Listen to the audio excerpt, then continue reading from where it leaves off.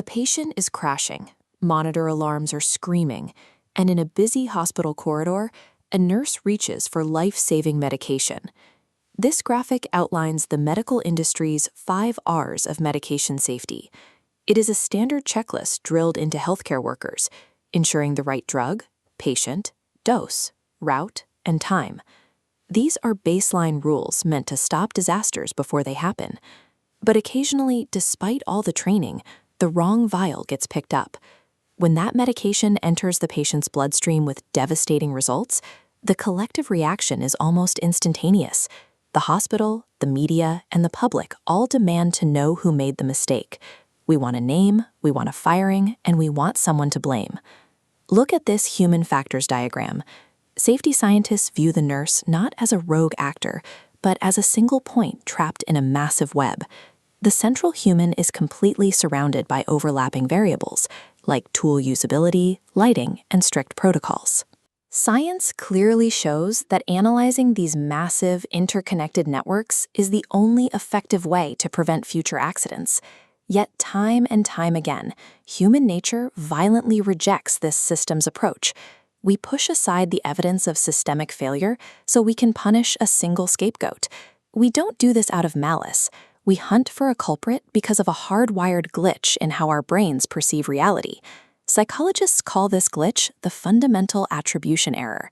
It is our innate tendency to observe a negative outcome and immediately explain it using a person's internal characteristics, while entirely ignoring the external factors that influenced their behavior.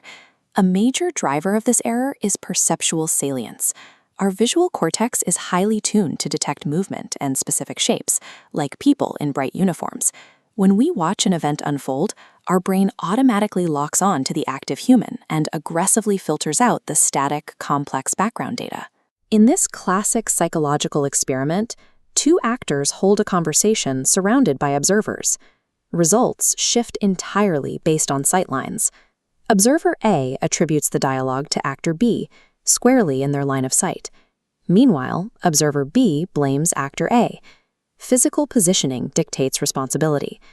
Researchers summarize this phenomenon with a simple phrase: behavior engulfs the field.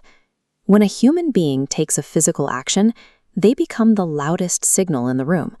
They hijack our attention so thoroughly that the rest of the environment functionally disappears from our minds. Because we literally cannot see the broader conditions surrounding an incident in the heat of the moment, the human standing at the center becomes the only logical culprit our brain can process. Our visual blind spots are compounded by how poorly we handle time and physical space. We are heavily prone to proximity bias, meaning we instinctually link outcomes to events that happen closely together. This graphic illustrates our perception of cause and effect. In the top causal event, ball A hits ball B seamlessly, and our brains recognize A caused B to move. But introduce a tiny temporal delay or spatial gap, and that psychological link breaks instantly. In a workplace, this means we naturally focus our investigations on the most proximal action, the last person to push a button right before the machine broke. We end up ignoring distal factors, the underlying issues remote from the final outcome, like a poorly designed control panel, a brutal 12-hour shift, or months of deferred maintenance. Beyond our sensory limits, there's a deep emotional defense mechanism at play, known as the just world hypothesis. We desperately want to believe that people get what they deserve, and that bad things happen to bad people. Accepting that a fatal accident is the result of random, cascading system failures is terrifying, because it means we are not in control. Pointing the finger at a single, careless employee restores order. It acts as a psychological safety blanket, reassuring us that as long as we follow the rules, we will be safe. To actually improve safety, we have to redefine human error entirely. Start by looking back at the center of this diagram.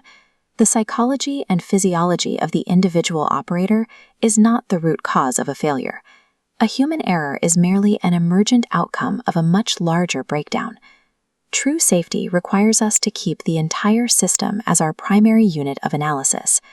The person is just one small component, reacting to the tools, the organizational culture, and the physical environment. This means looking past the easy target of human failure. Instead of asking who made a mistake, We must ask what environmental interactions made that mistake possible and how we can design better workflows to prevent it. The next time you witness a major accident or a public safety failure, you have to consciously fight your own hardwired reflexes. Recognize that the loudest, moving target in the center of the disaster is almost certainly not the real cause.